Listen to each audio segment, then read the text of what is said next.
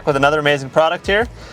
We basically developed this product for Rob's car specifically, so that is why we have a couple variations of it, because it doesn't suit everyone's needs. But first of all, radio delete, single DIN or double DIN, single gauge pod mount. This is kind of version 1 of this product here. We're going to be installing it in Rob's car now, but they will be released in 3 different options. We also have the radio delete. We have this one specifically because we had a client who also needed an area to put switches, panels, so you can drill holes, put your switches in here, mount things to it. Makes it nice and easy, especially for a track car. If you're trying to retain your radio, obviously not for you, but it hopefully works for someone else, not just Rob. But yeah, so today we're going to go ahead, we're going to install the version 1 single gauge pod mount. We do have another version of this that does have dual gauge pod mount, and then we do have a third one that has a triple gauge pod mount. If you are interested, it is available.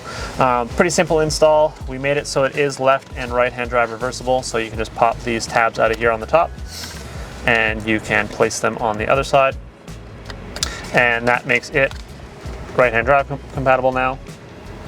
So what we're going to do now is we're going to go ahead and we're going to install this into Rob's car. You can see right now he has this beautiful gauge pod mount. So we're going to be removing that now. Let's go ahead and just pop out the trim here. We'll just give you a quick example. The trim is a precise fit around the double DIN mount, so it fits in there nice and clean, simple, easy to see. We'll show you the delete plate as well. Very similar. So you can go ahead, you can mount your switch panels in here if you want to mount anything else, data loggers or CAN bus modules. It can all be mounted in here, easy access, or you can mount them on the back too, it doesn't really matter. Just a nice clean option for people who delete their radios. But for now, so we're going to go ahead, we're going to install this now. Okay, so there's going to be 3 places you're obviously going to want to clean on the back side of the radio trim. The 2 areas where these tabs fit, and then along the top here. The top is going to, you can do a longer strip of 3M tape. We're going to include it in the kit, but we're not going to have it applied to there just in case you have a reason to not need it. So we're going to go ahead, we're going to clean the radio trim in the areas that are going to be having the 3M tape along the top. Let that dry, and then we're going to go ahead and peel off our 3M tape. Boom. There we go. So now once you have your tape peeled off, to install this, you're just going to go from the top a little bit higher. Just make sure you get it slim fit. It does snugly fit around the outside here, so you're just going to want to press it down. Make sure you got a good solid tape on the top here, and then we're going to press down on the bottom side here, make sure that stays stuck on there.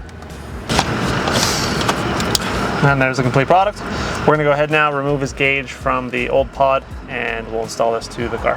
Okay, now that we have our gauge removed, we're just going to slip our 52 mil gauge. Obviously, if I didn't already mention, it is a 52 millimeter gauge pod. It is a little bit of an interference fit, so we try to make it a little bit of tight fit, so you don't have to have any special provisions for it. I'm going to go ahead, we're going to plug it into the gauge, and we're going to install it back into the car.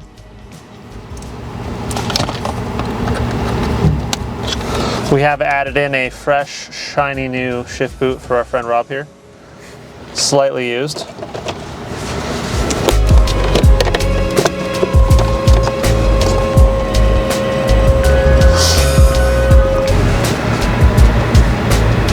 Alright, so we've completed the install of the radio delete gauge pod mount. Might not be for everybody, but it is does have an area of placement for the marked car community.